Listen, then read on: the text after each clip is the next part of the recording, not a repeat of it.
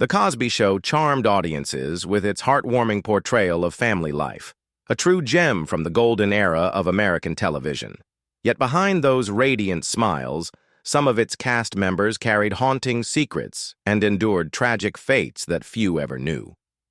Today we look back at their stories and honor the legacies they left behind. Don't forget to like and subscribe. Let's begin. Michelle Thomas as Justine Phillips. Michelle Doris Thomas was born on September 23, 1968, in Brookline, Massachusetts. At just 20 years old, she stepped into the role of Justine Phillips on The Cosby Show. Theo Huxtable's kind-hearted and idealistic girlfriend, who poured her soul into the tender experiences of first love. The role quickly made her a fan favorite and opened the door to her later success as Myra Monkhouse on Family Matters.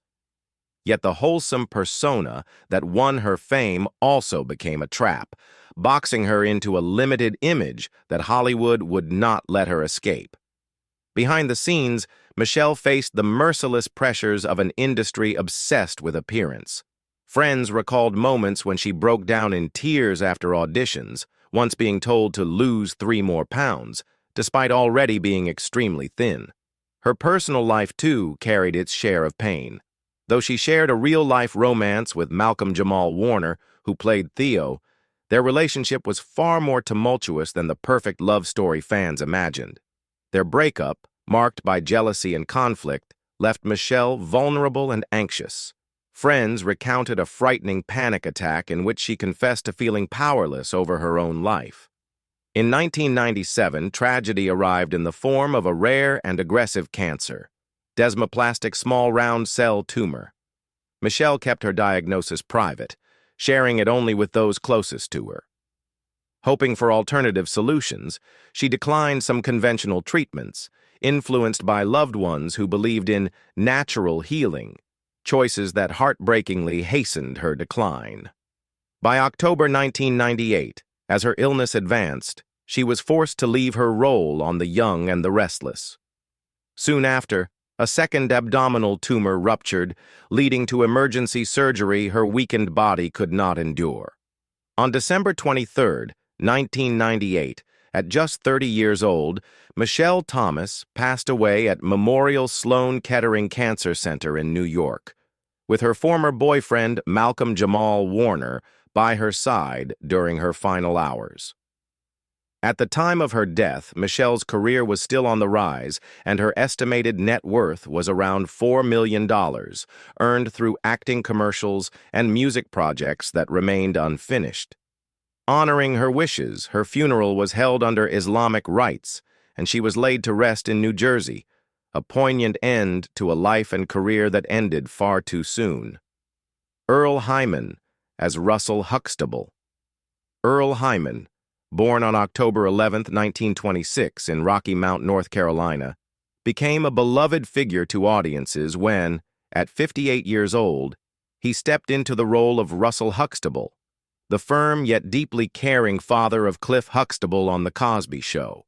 With his calm authority and dignified presence, he perfectly embodied the wise family patriarch, enriching the show's depiction of generational bonds. Yet behind the polished image seen on television, Hyman's personal life carried a weight of silence and unspoken struggle. Raised in Brooklyn during the era of racial segregation, he pursued acting from an early age and went on to become an acclaimed Shakespearean performer, earning praise for his portrayals of Othello, Macbeth, and other classical roles on both Broadway and the London stage. But despite his immense talent, Hollywood's limited opportunities for black actors left him feeling perpetually constrained. Even in seclusion, Hyman's devotion to his craft never wavered. Beyond his role on The Cosby Show, he was widely known as the voice of Panthro in Thundercats, and was honored in Norway with the Order of St. Olav for his contributions to the theater. On November 17, 2017, Hyman passed away at the Lillian Booth Actors Home in New Jersey at the age of 91. At the time of his death, his estate, valued at around $5 million, was preserved largely through his stage, screen, and literary work, now housed in the Earl Hyman collection at the Folger Shakespeare Library. Clarice Taylor as Anna Huxtable.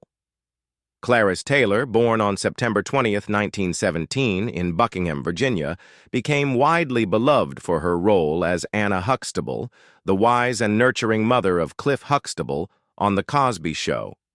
She joined the series at 68 years old, her warm presence and rich, resonant voice perfectly embodying the image of a traditional matriarch.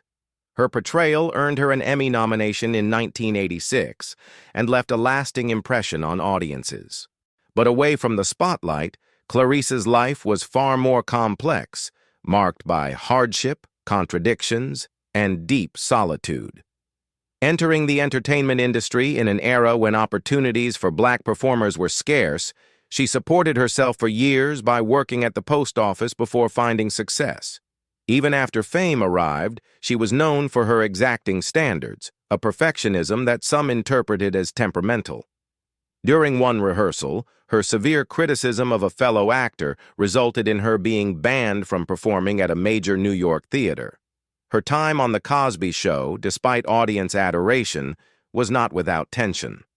Several crew members considered her approach old-fashioned and out of step with the show's tone. After her debut season, rumors circulated that producers were considering replacing her due to creative differences and backstage friction. Though she remained in later episodes, the rift between Clarice and the production team never fully healed. In her personal life, Clarice never married but adopted 2 sons. Her final years, however, were shadowed by isolation. Prolonged legal disputes over her estate strained her relationships, leaving her distanced from her own family. Friends later revealed she often battled insomnia and depression, feeling betrayed by those closest to her, while some colleagues accused her of harboring jealousy toward younger actresses. Clarice Taylor passed away on May 30, 2011 in Englewood, New Jersey, at the age of 93, following complications from congestive heart failure. At the time of her death, she left behind an estate valued at roughly $3 million, the result of decades of quiet but steadfast dedication to her craft. Sammy Davis Jr. as Ray Palomino. Born on December 8, 1925, Sammy Davis Jr. was already a global icon when, at 64 years old, he appeared on The Cosby Show as Ray Palomino, effortlessly radiating the charm and charisma that had made him a defining member of the famed Rat Pack alongside Frank Sinatra. Sammy's career began astonishingly early. He was just 3 years old when he joined his father and godfather in the Will Maston trio. But despite his extraordinary talent, he could never fully escape the crushing realities of racism. While serving in the military, he performed for white soldiers, yet was denied lodging at the very establishments where he entertained. In 1954, a devastating car accident left him blind in his left eye. A tragedy he often referenced wryly, calling himself a one-eyed, black, Jewish man. Sammy's personal life was a whirlwind of controversy and excess.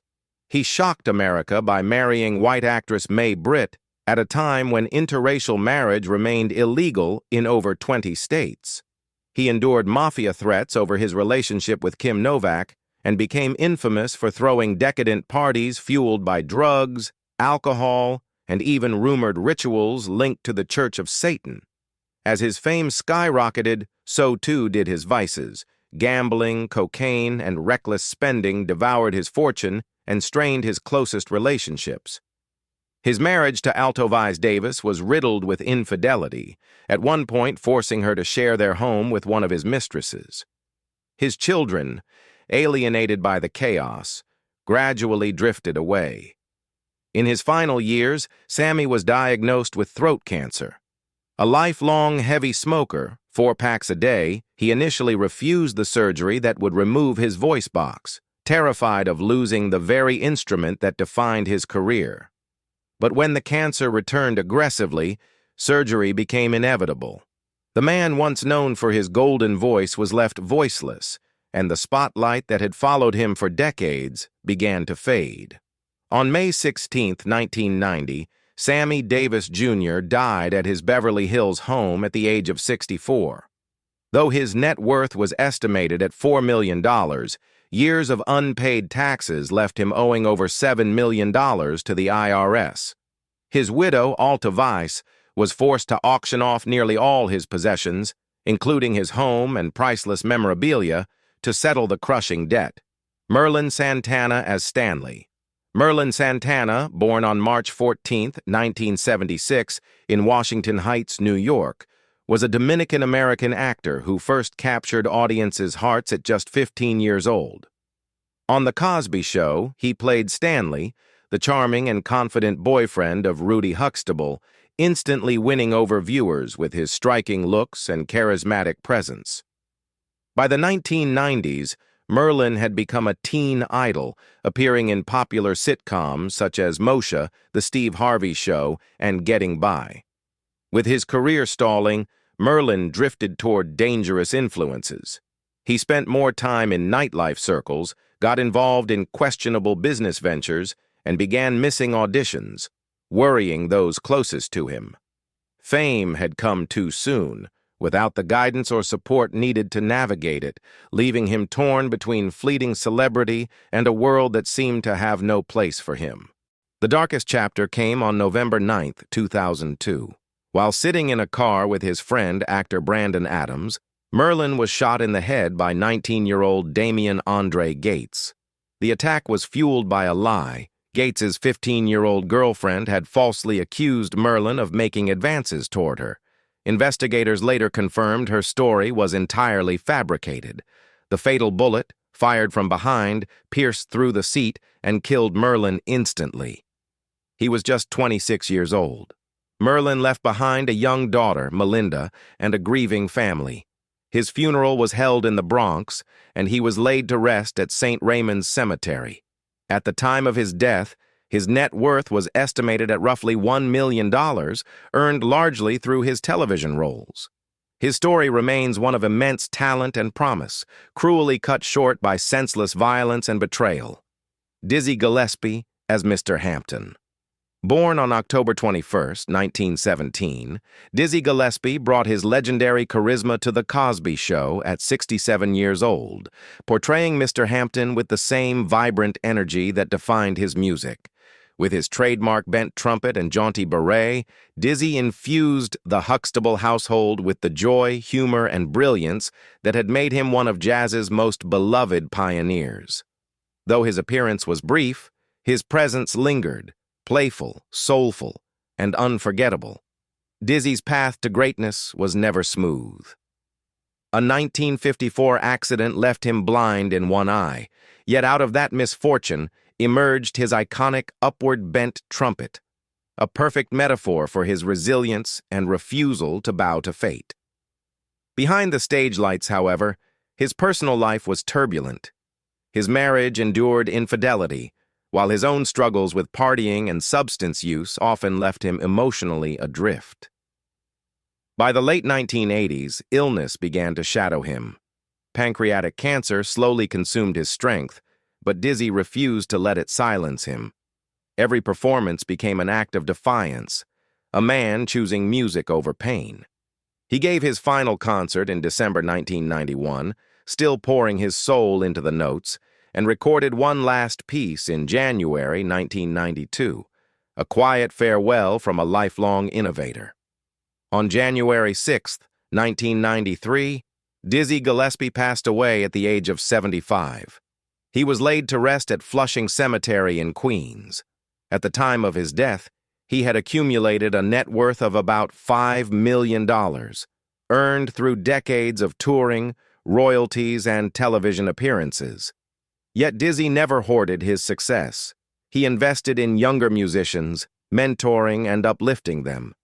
Lena Horne as herself, Lena Mary Calhoun Horne, born on June 30, 1917, was already a cultural icon when, at 68 years old, she appeared on The Cosby Show in 1985, playing herself with effortless elegance, grace, and the unmistakable aura of a living legend.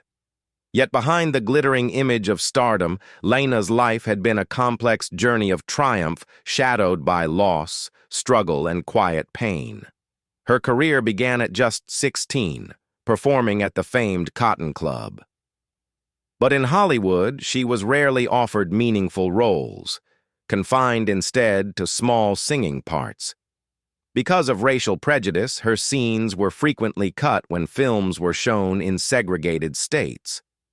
Often placed beside a decorative column while she sang, Lena grew disillusioned with being treated as an accessory rather than a star. Eventually, she turned toward the stage and nightclubs, where her powerful voice and commanding presence could finally shine without restriction. Lena's private life carried its own burdens.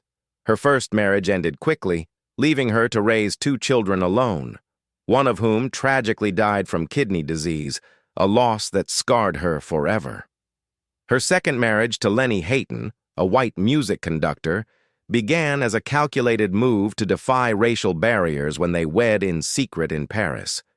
Yet the relationship endured years of pressure and scrutiny until they quietly separated under the weight of racism's relentless gaze. The deaths of her father and her son plunged Lena into long battles with depression.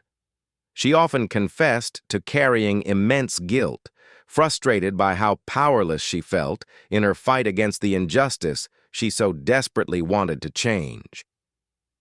On May 9, 2010, Lena Horne passed away from congestive heart failure at the age of 92. At the time of her death, her net worth was estimated at around $10 million, a modest figure compared to the monumental cultural impact she left behind. Through her music, her voice, and her courage, Lena Horne reshaped American entertainment, leaving a legacy that transcended fame itself. Roscoe Lee Browne as Dr. Barnabas Foster.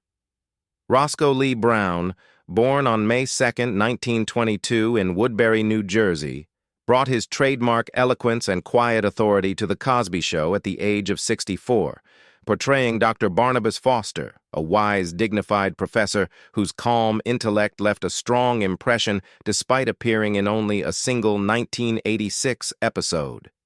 His rich, velvety voice and commanding presence captivated audiences instantly. Yet behind that celebrated voice lay a life shrouded in privacy. Browne never married, had no children, and consistently declined to discuss his personal affairs. Speculation about his sexuality and romantic life only deepened the aura of mystery surrounding him, leading colleagues to describe him as a lonely fortress. Despite his immense talent, Hollywood frequently denied him leading roles, dismissing him as too intellectual for a black man. These quiet rejections left lasting scars, contributing to his reputation as distant and reserved, even as he longed for the recognition he deserved. Though not a conventional star, Browne built a remarkable career, earning an Emmy, a Tony nomination, and universal respect for his principled choice of roles. He favored meaningful stage work over fleeting fame, especially at the height of the civil rights era, standing firmly by the belief that art carried both beauty and responsibility.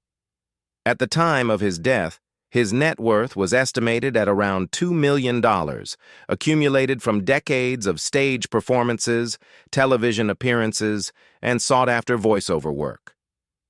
On April 11, 2007, after a battle with stomach cancer, Roscoe Lee Browne passed away at Cedars-Sinai Medical Center in Los Angeles. He was 84. As in life, so in death, he left quietly, with grace, leaving behind a legacy defined by intellect, dignity, and artistry. Moses Gunn as Dr. Lotus. Moses Gunn, born on October 2, 1929, became a familiar face to television audiences when, at the age of 60, he appeared on The Cosby Show in 1989 as Dr. Lotus, a gentle, soft-spoken man whose warmth and empathy reflected the profound inner life of the actor himself. Though his role was brief, it carried the depth of a performer who had known both the brilliance of fame and the heavy shadows of hardship. Gunn's early life was marked by tragedy and struggle. Raised in poverty in Missouri, he lost his mother when he was still young and grew up as one of 7 children. By age 12, he was homeless, living on the streets and hopping trains in search of shelter. His life changed when a compassionate school teacher took him in, giving him the stability he needed to return to school. Determined to build a better future, Gunn earned a master's degree and even spent time teaching at a university before ultimately deciding to pursue acting in New York. Despite his undeniable talent, Gunn's path was far from smooth.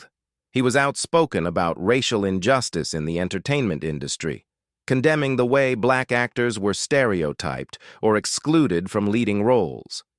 His refusal to stay silent cost him opportunities, as many producers and directors quietly distanced themselves from him. Offstage, Gunn faced private battles, living with chronic asthma that was worsened by heavy smoking and, reportedly, cocaine use during the 1970s as a way to cope with the crushing demands of his career.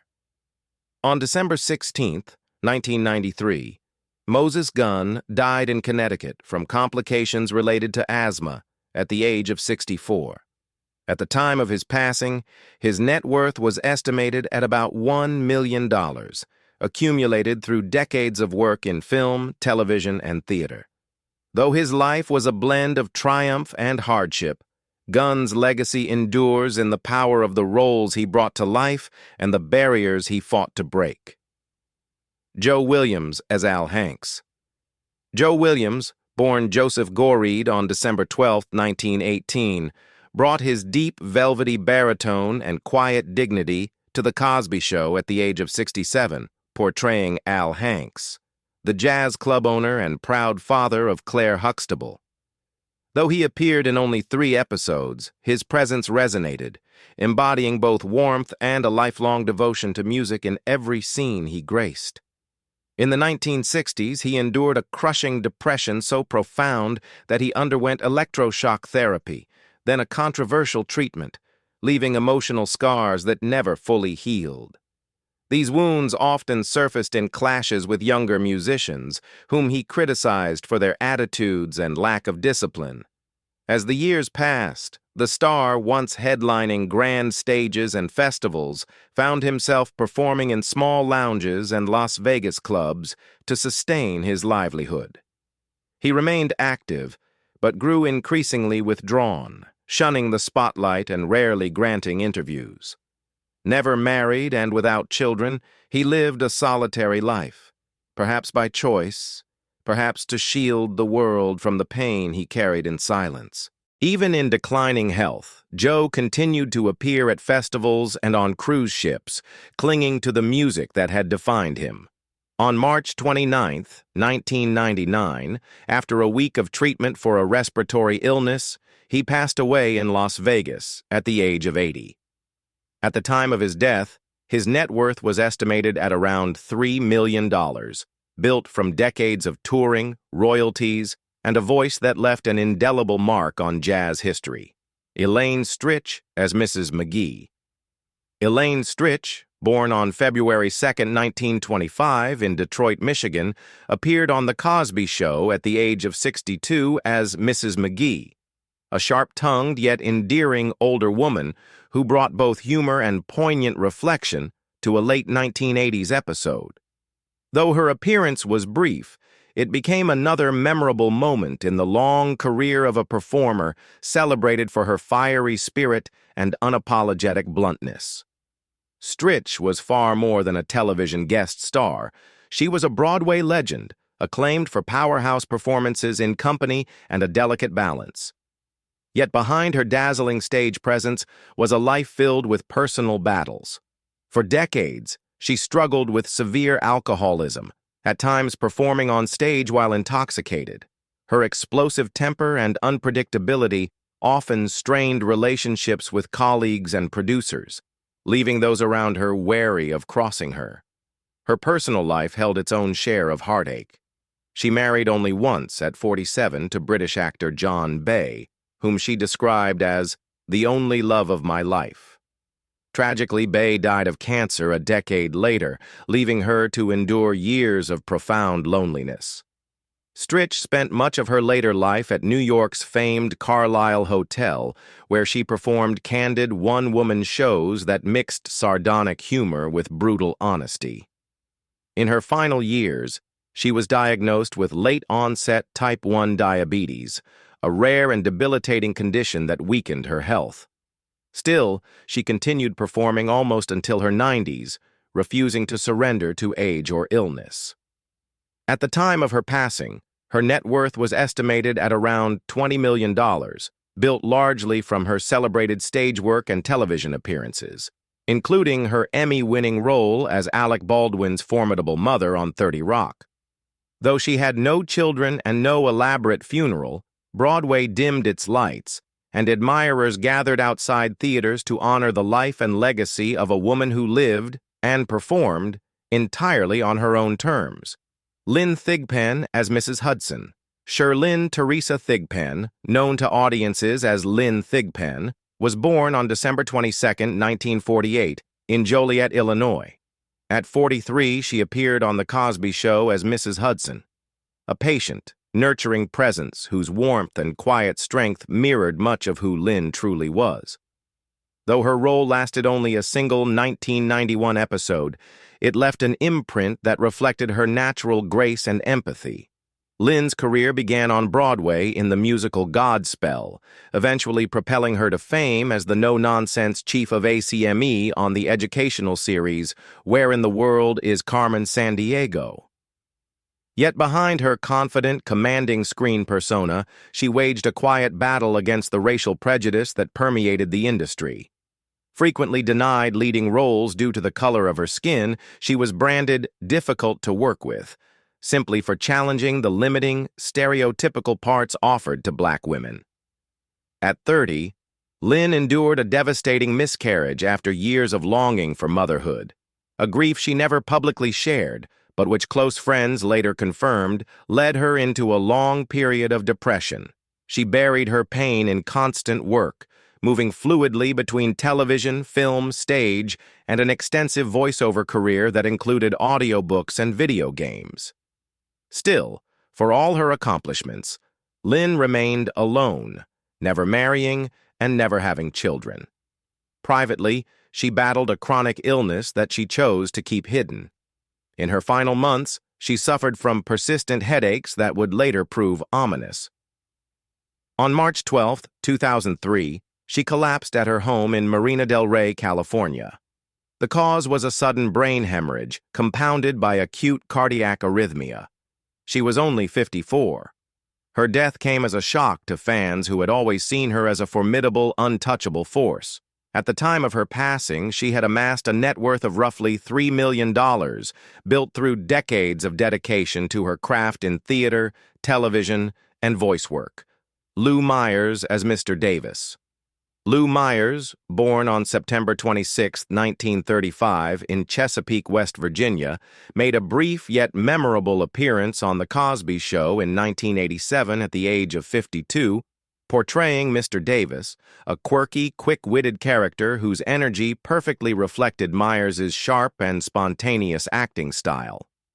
Though his role lasted just a single episode, it added to the series of grumpy old man characters for which he became best known, most notably Mr. Gaines on A Different World.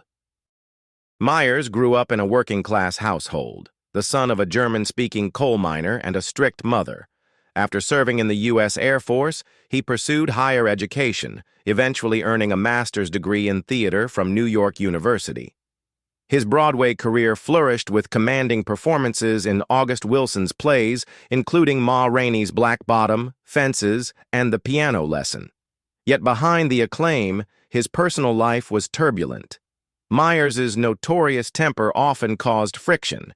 He had a habit of walking out mid-performance and once publicly humiliated a director, which cemented his reputation as difficult to work with.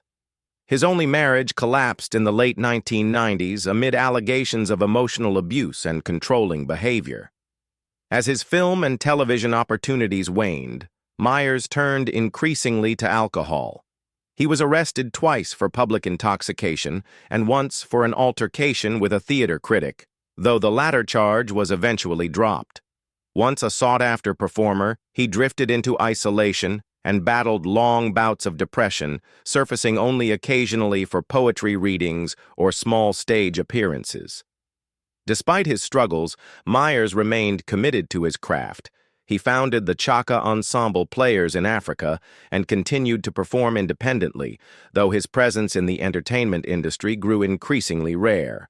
By his final years, he lived quietly, his net worth estimated at around $1 million, largely from royalties on past TV work and earnings from his stage career. Suffering from chronic lung disease and untreated hypertension, his health steadily declined. On February 19, 2013, Lou Myers died of heart failure in Charleston, West Virginia, following months of battling pneumonia. He was 77 years old.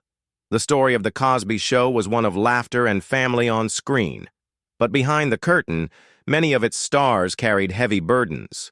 Though they are gone, their performances and the emotions they evoked continue to live on. Which character left the deepest mark on you? And which story stays with you still?